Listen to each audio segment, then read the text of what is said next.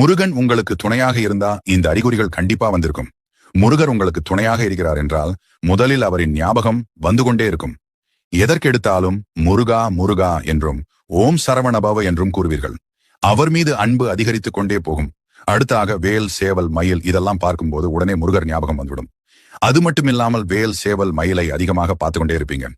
முருகனுக்கு உரிய சிறப்பான நாள் வருகிறது என்றால், அந்த நாளை நீங்கள் ஏதோ ஒரு காரணத்தினால் மறந்துவிட்டீர்கள் என்றால், அன்றைய தினம் உங்கள் மனதிலும் கண்களிலும் முருகனின் உருவப்படமோ முருகர் சம்பந்தப்பட்ட பொருட்களோ உங்க முன்னாடி வந்து ஞாபகப்படுத்தும். இது மாதிரி உங்களுக்கு நடந்திருக்கப்ப போய் காலண்டர் பாத்தீங்கன்னா அன்னைக்கு முருகருக்கு உகந்த நாளாக தான் இருக்கும்.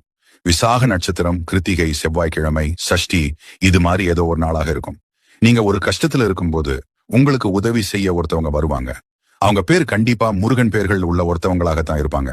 அடுத்து மனசுக்குள்ள ஏதாவது ஒண்ணு போட்டு குழப்பிட்டு இப்ப நம்ம எடுத்திருக்கக்கூடிய இந்த முடிவு சரியா தப்பான்னு